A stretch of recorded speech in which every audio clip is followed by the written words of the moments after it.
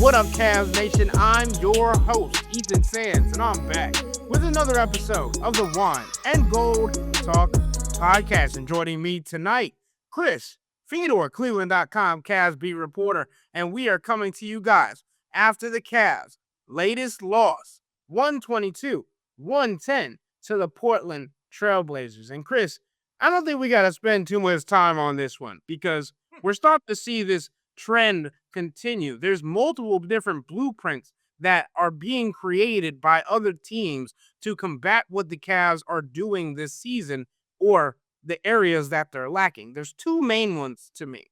One, their transition defense has been abysmal for the entirety of the season. And two, their physicality, defensive rebound percentage. So if you want to put it into a bag, attack the Cavs in any way you see fit, and you might have a chance. So, Chris, this was a game going up against the Portland Trailblazers, who are one of the worst field goal and three-point percentage shooting teams in the league. But they are second in the league in offensive rebound percentage and third in the league in pace, at least entering into Wednesday night's contest.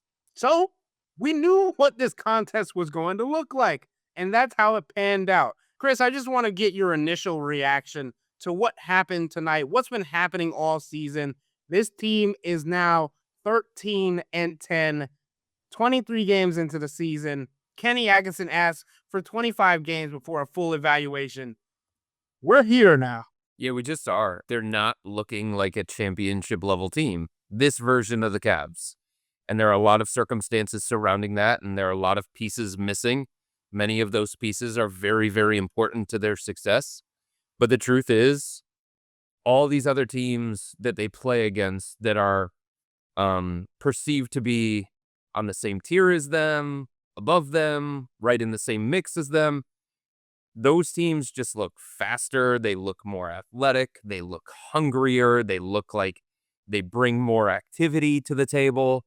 And I think there's a lot that the Cavs have to figure out here because they do have flaws, Ethan. And I think other teams around the NBA have done a really, really good job exposing the Cavs' flaws. And, Kenny Atkinson was talking pregame about making the adjustments based on the teams that they're playing, making the adjustments based on how the game is played today versus trying to stay true to themselves and trying to do the things that they can do and be successful doing those things. I know that we don't compare last year to this year because this year's different. The league is different. The opponents are different. This personnel grouping is different and all that kind of stuff. But I think you can make the comparison just in terms of what the Cavs were able to do and how the Cavs looked throughout the course of the regular season versus what's happening right now. And they are not capable of consistently dictating terms to the opponent. It feels like more times than not, the game is played on somebody else's terms. Boston's on Sunday. Like Indiana doesn't count.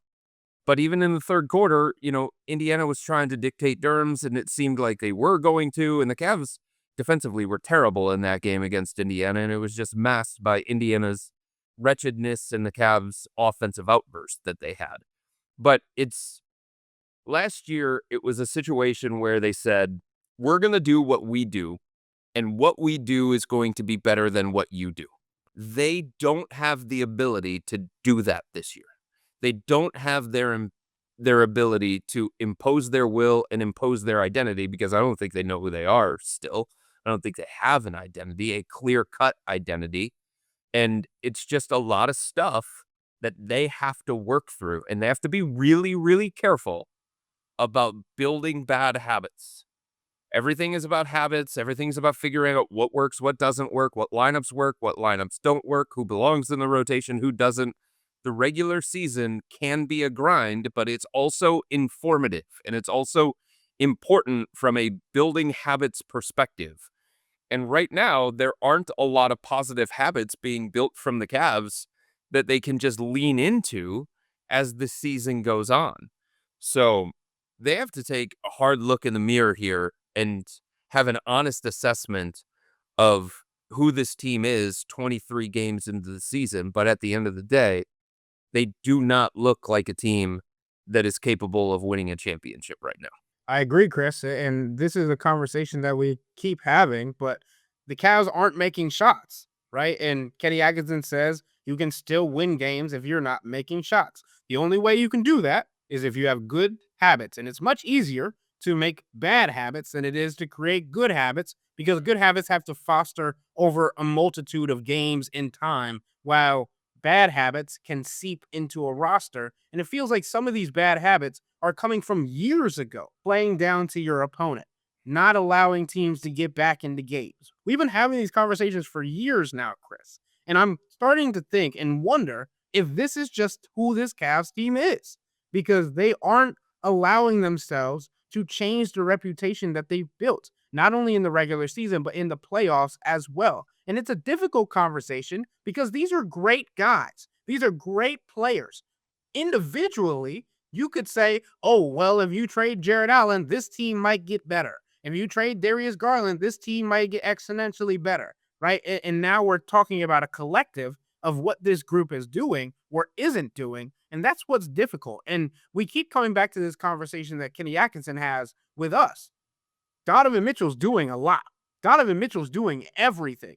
Pre-game, he said and admitted he does not want Donovan Mitchell to sustain this level of play for the entire 82-game season. Because as we know, Donovan, even when playing less minutes last year, was injured in the playoffs because of how much he had to exert himself in situations where he felt like he had to save the team.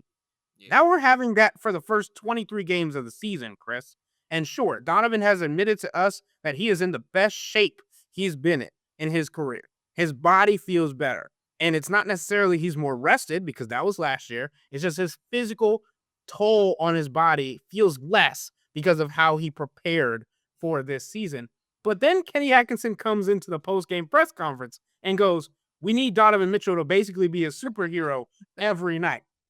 I'm sorry, Kenny Atkinson, again, I have so much respect for what he's been able to do for this team, but he's going back and forth. It's two different things. It's two different topics. It's two different answers when it comes to the questions that are being posed.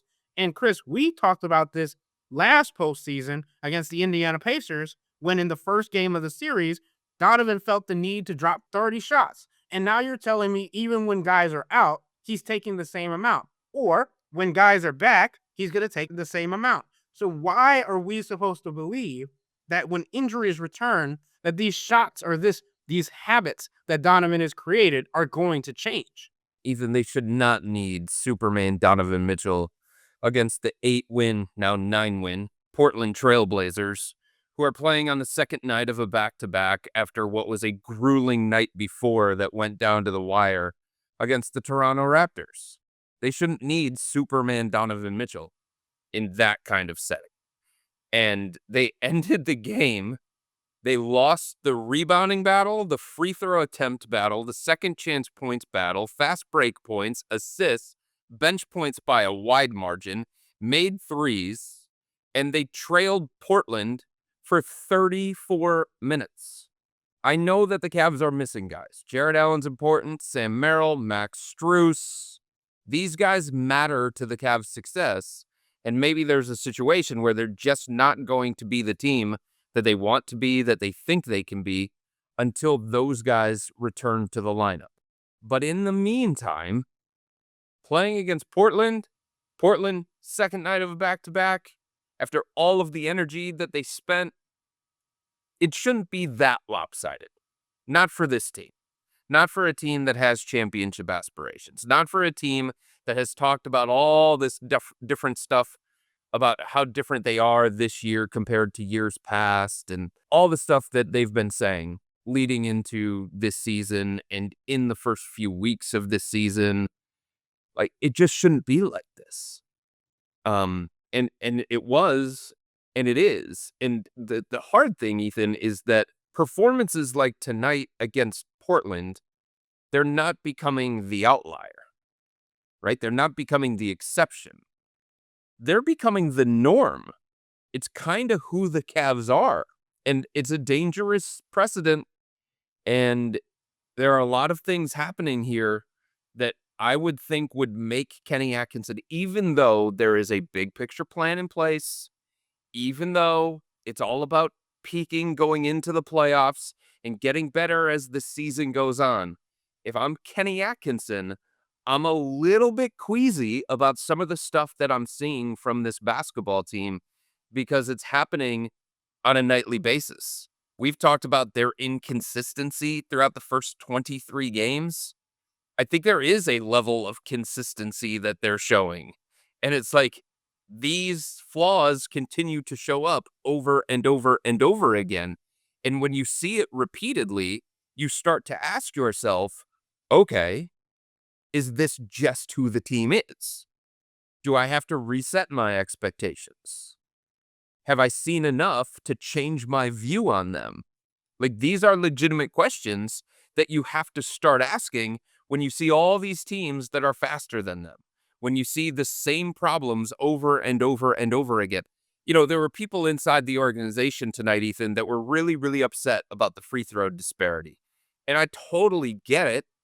You're going to look at the final numbers and you're going to be like, well, they got 39 free throw attempts and we got 24. So I can understand why people inside the organization would look at it that kind of way. And they can look at it and they could say, well, is Denny Avdia Shea Gilgeous-Alexander? He got 17 free throws compared to Donovan Mitchell's 6 free throws. But I kind of pushed back and I said, well, you guys couldn't guard. You know, if you can't guard at the point of attack and your defense is compromised because of that, and they're getting anywhere they want to off the dribble, and they're breaking down defenders off the dribble and getting into the paint relentlessly, what do you think is going to happen? The whistle is going to blow and fouls are going to occur. And when you can't guard, both from an individual basis and a team basis, you resort to fouling. You're out of position. You're not in the position that you need to be to defend properly, defend without fouling. So when the opponent takes it to you over and over and over and over again, and more than half of their shot attempts are in the paint, yeah, they're going to get a whole bunch of free throws. So, I mean, I just think you see the same things over and over and over again with this basketball team. And I don't know how anybody could watch this and not be troubled at the moment. It doesn't mean that it's not fixable. It doesn't mean by the end of the season, the Cavs can't be the team that they want to be or hope to be. But we also just can't ignore every problem that has shown up in the first 23 games and say, well, talk to me in March. Well, tell me how this team looks when April rolls around, because we would be doing a disservice to everybody that is watching this. It's not good enough right now. And to your point about just the overall numbers, right? We talked about that the Portland Trailblazers came in as one of the worst shooting teams in the league. They outshot the Cavs tonight. They look better shooting the ball than the Cavs. The other portion of this, you talk about the dribble penetration of the Portland Trailblazers. That's Denny Avdia. It's the 9-13 Portland Trailblazers. 17th in offense. They have an offense that's comparable to the Charlotte Hornets and the Utah Jazz. You know, this isn't Denver. This isn't Houston. Exactly. This isn't New York. This isn't Boston. If you have problems on defense guarding those teams, it's more understandable. But when it's the 17th ranked offense and you're just answerless and you give up 3 30-point quarters and you allow them to score nearly 100 in the first 3 quarters, something's wrong with your defense. That's what I'm saying, Chris. Like, this is a defense that is going to have to go up against the Spurs on Friday. You don't think that they're going to attack you off the dribble? They're getting the Spurs without Wemby and probably without Stephon Castle. But you're right, they're still going to have their hands full because San Antonio's just better than Portland. You know, you don't want to overreact to one game. You don't want to sound the alarm bells based on one game because this is the NBA and things can happen. But this is 4 losses in their last 5. And Donovan Mitchell even said it. They won against Indiana, and it was on the heels of everything that Jalen Tyson said and everything that Donovan said behind closed doors in the locker room. And what you want to see from a group is a consistent response, not a one night response against a terrible lottery bound Indiana team where you can just like stick out your chest, you can impose your will, all that kind of stuff. Like you want to see it over and over and over again. And the fact that they just had that one game against Indiana where things went well on the heels of everything that was said about them over the previous 24 hours, the fact that they couldn't build on that Indiana win, that's troublesome. And now, like you said, San Antonio's different now. San Antonio's 15-6. Yeah, they're in the middle of this road trip, so they might have heavy legs. They might be road weary. They might be wearing down because a couple of their guys, Wemby and Castle, haven't been playing recently, and they have to ask more of some of these guys that they're playing and whatnot. But man, the Cavs better bring it in a different kind of way on Friday night against San Antonio, and then Saturday against the Warriors, whatever version of the Warriors actually shows up. But when it's Portland and they have so, I think that's one of the things that was a little bit troubling to some of the guys in the locker room. I mean, who they played tonight and the way that they played, it just shouldn't be as lopsided as what it was. Evan Mobley looked like the version that we have been talking about, the version that the Cavs wanted and needed.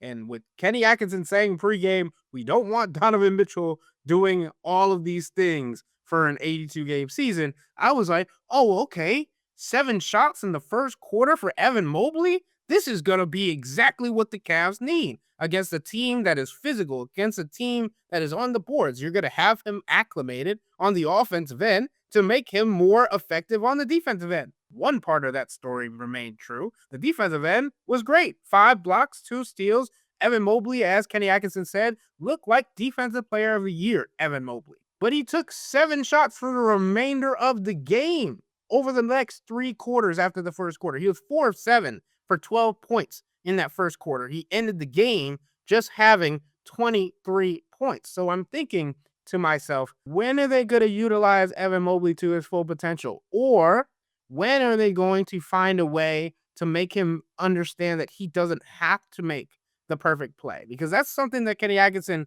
and Evan Mobley touched on tonight as well. We don't want to push him too far into one bucket so he feels like he's going to force things and then start committing turnovers, because he's been great when it comes to his passing. He had 5 assists tonight. He also had 10 rebounds tonight. It was an overall decent game for Evan Mobley, but when you look at it and you're like, the first quarter was this, the rest of the game was this, and you can also make the case that he was exerting so much energy on the defensive end that he didn't have enough to give on the offensive end, whatever. We're trying to get Evan Mobley to be a superstar. Mm. You have to do it on both ends. Victor Wembanyama is going to be taking, obviously not in their matchup later this week, but he's going to be doing what he does defensively, but then also taking 15, 18, 20 shots a game. And that's just the workload of a star. And I think this Cavs team is continuing to do him a disservice by trying to put him in this box and then being like, okay, we're going to open the box now. You can do whatever you want. And then being like, oh, we get it. Close the box again. And I just don't know what version the Cavs are going to be able to get from Evan Mobley when we talk about the playoffs, if they keep doing this push and pull when it comes to his role and what he is capable of on any given night. Yeah, I hear you. Tonight, partially, it felt like it was kind of dictated by the matchup, and you just don't want it that way.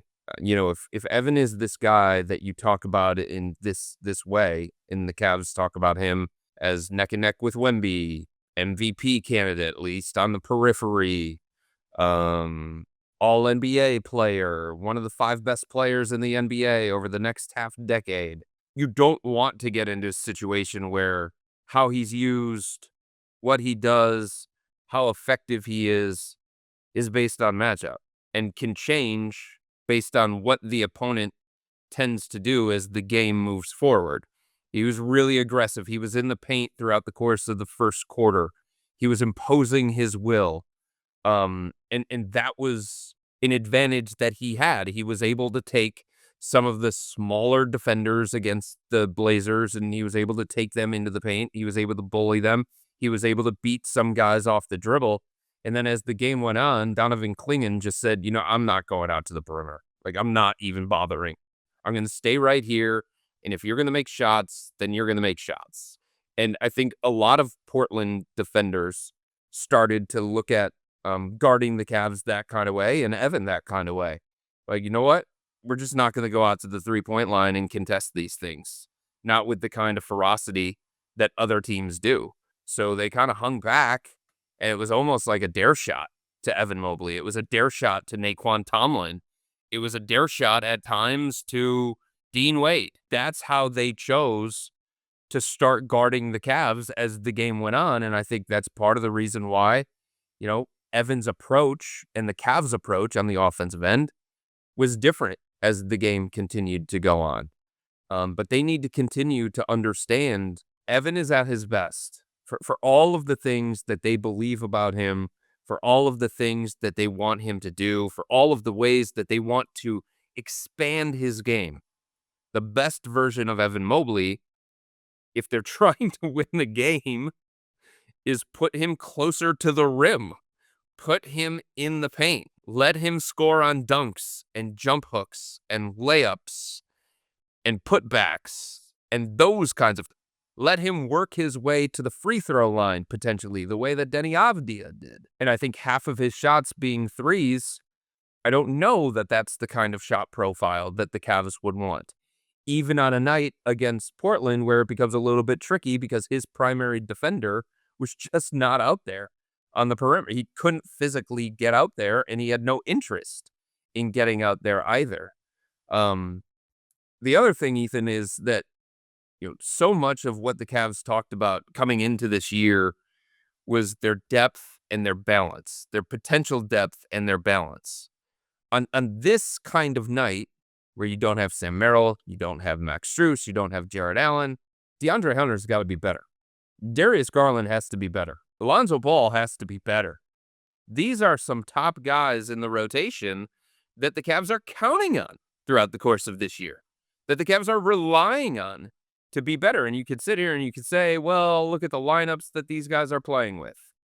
You can sit here and you could say, well, look at the situation and look at the role that they have. Look at what the Cavs are asking them to do. They got to be better. That's it. If Kenny's going to keep going to them, and he did, if Kenny's going to keep believing in them, and he is, they've got to be better. And after the game, after Darius went 2 of 13 from the field, 1 of 8 from three-point range, he went back out on the court all by himself. And he started taking a bunch of jumpers. He just got in a shooting session. I think he needed to clear his mind. I think he needed to see some shots go through the rim. I think he just needed to get some extra work. But since Darius came back, what has he had? 2 games where he was a positive for this team, probably? The game against Washington and maybe the game against Atlanta where he had double-digit assists. But beyond that, he is supposed to be this dynamic offensive player where so much of what he brings on that end of the floor allows you to it allows you to overlook his flaws on the defensive end of the floor a little bit easier because he's so good on the offensive end, because he brings so much to the team on the offensive end, because he creates advantages for this team on the offensive end. He's just not doing that right now. He certainly didn't do that tonight against the Blazers. And so much is falling on Donovan. So much is falling on Evan. And both of these guys, Donovan in particular, just needs more help from these guys who are supposed to be there to help him. They're supposed to take the pressure off of him. They're supposed to provide a scoring punch. They're supposed to provide an element of consistency. They're supposed to make this offense better than what it has been. They're supposed to make this team better than what it has been. And DeAndre and Darius tonight against Portland, and really for a large chunk of this season, just they haven't been good enough. Chris, I completely agree with you because we keep having this conversation about the veterans, the guys that are starters, the stars on this team, Donovan and Jalen talking about that. The most money. Correct. And them needing to step up and play better. But I think that also kind of falls on Kenny Atkinson to go away from some of these players if they are having such big struggles. Like Darius tonight did not have it on the Right. defensive end or the offensive end. And for me, I asked the question to Kenny Atkinson after the game because Lonzo Ball also did not have it tonight and hasn't had it for a majority of the season. But what I'm thinking is, I understand Kenny not subbing in Craig Porter Jr. or Tyrese Proctor for Lonzo Ball. You need his size, you need his rebounding, you need his defense. But Darius Garland, he's 6'1". Craig Porter Jr.'s got better defensive acumen. Craig Porter Jr. is a better rebounder. Craig Porter Jr. can do some of the things offensively that Darius Garland can. Tyrese Proctor 6'4".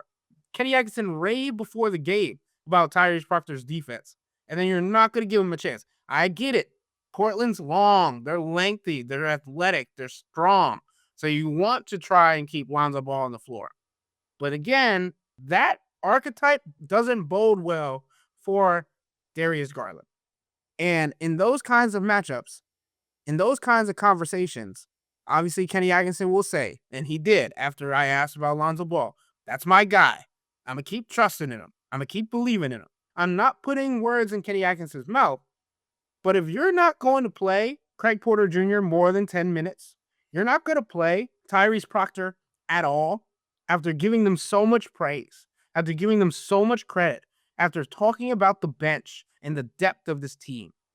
Are those not your guys too? Are Right. those not the players that you've trusted in to bring life, to bring energy when your starters, when your stars haven't had it? Again, they didn't have it again tonight, and they didn't go to them. The other thing, Ethan, is I think the Cavs players all understand. If Kenny made that kind of bold decision, I think the players would understand.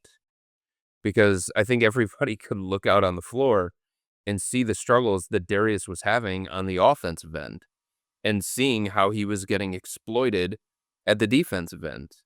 So I don't think even though it's December, and even though there is an element of you've got to continue to go with your guys. You can't lose your guys. You got to instill confidence in your guys as much as possible. If they're not playing well, you also have to have enough trust in your main guys that they're going to understand why you temporarily went away from them.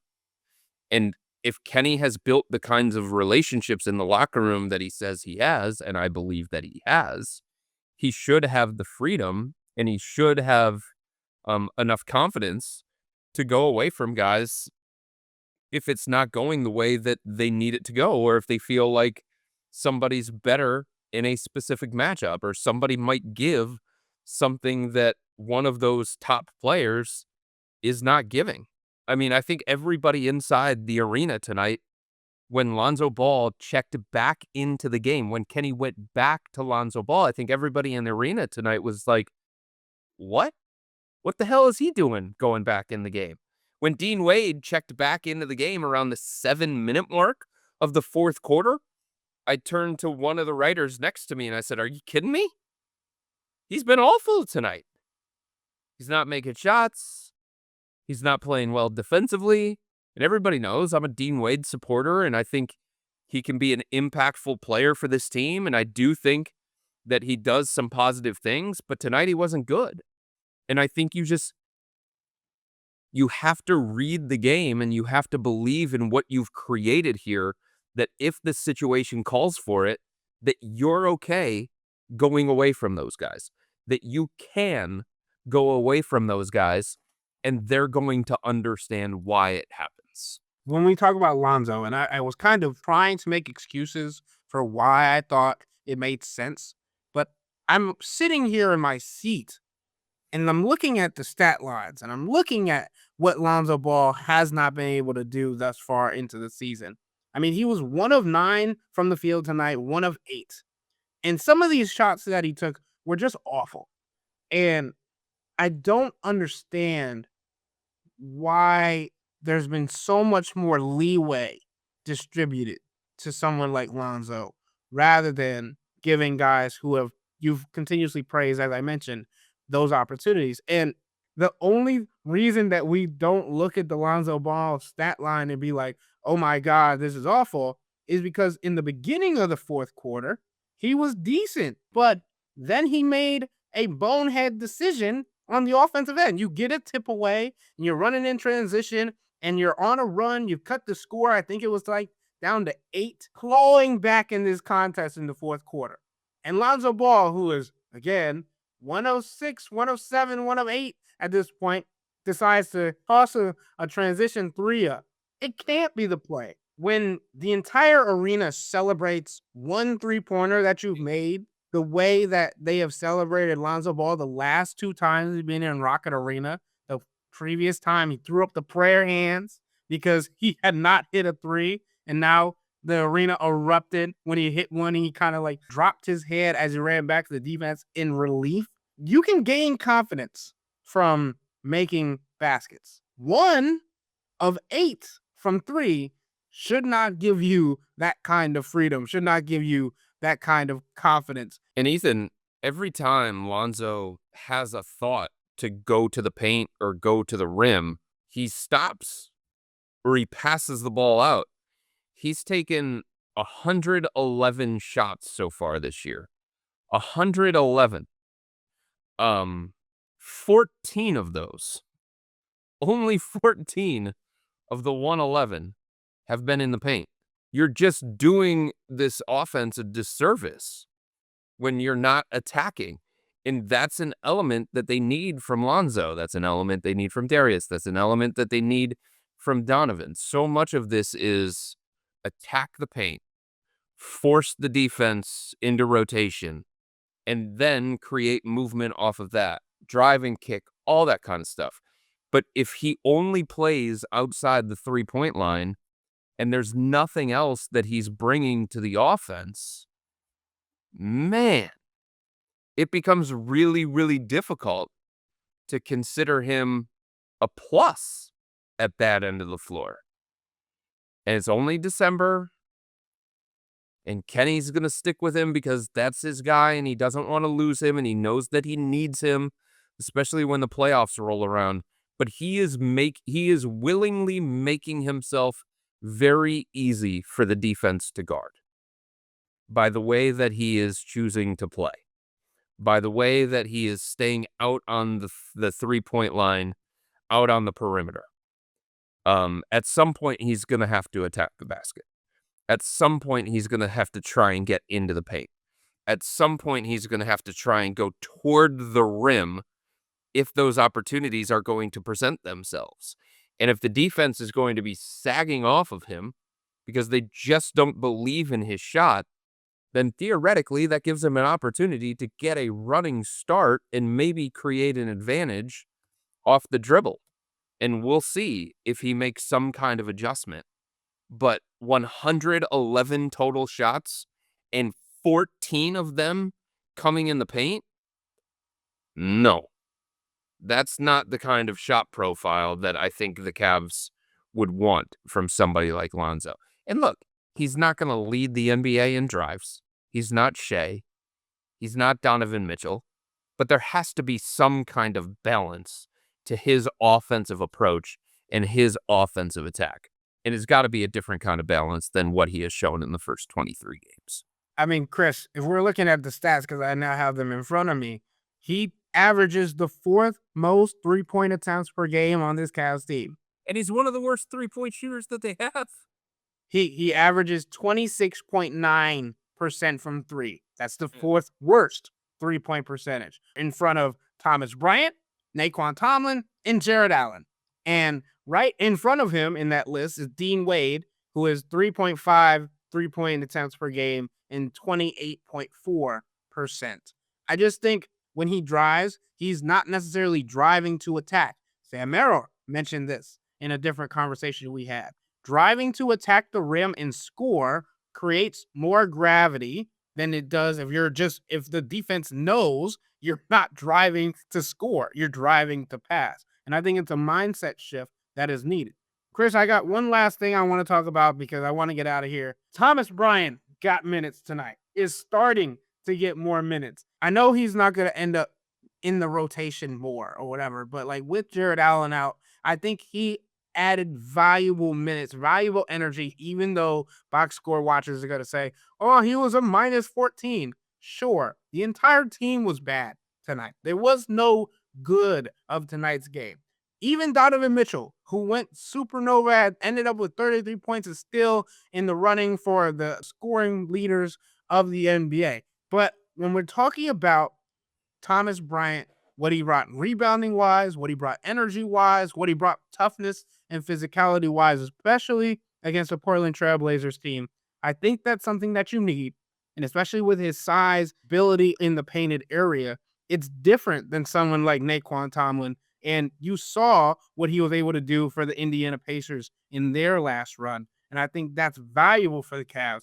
But again, Kenny has to give these guys minutes so that even in meaningful games, they can gain confidence rather than just coming in when, oh, okay, I'm only getting minutes because Darius or Donovan doesn't have it tonight. Or I'm only playing because we're playing the Washington Wizards and we're up by 20. Or we're playing some other team and we're down by 20. So garbage minutes don't do a lot for the confidence or the growth aspect of some of these rotation or role players. And I think Kenny continues to need to rely on these guys more.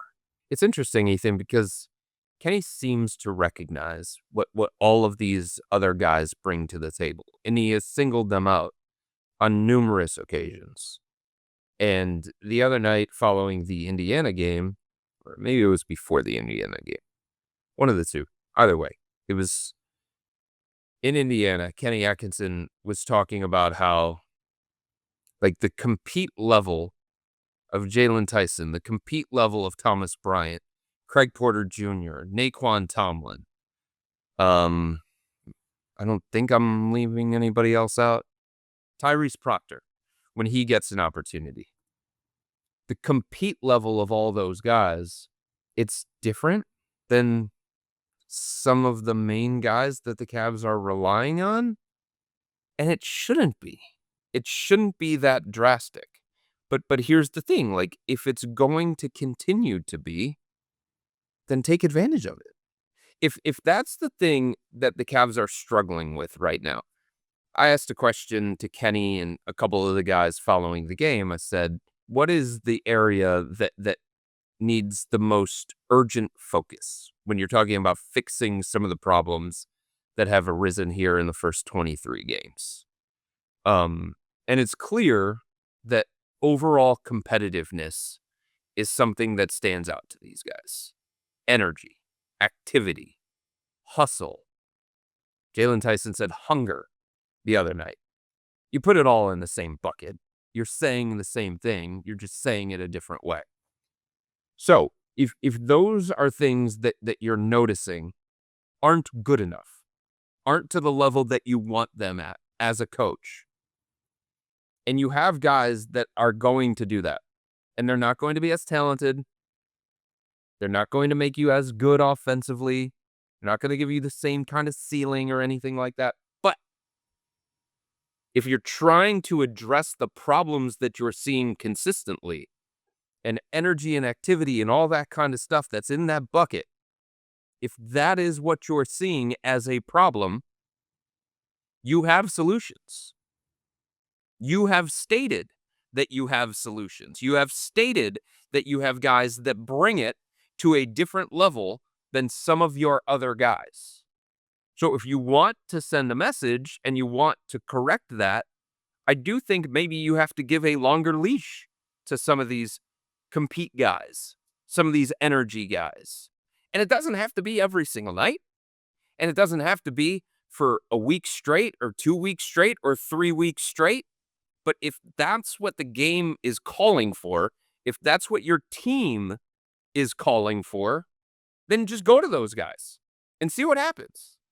Kenny Atkinson worked under Steve Kerr.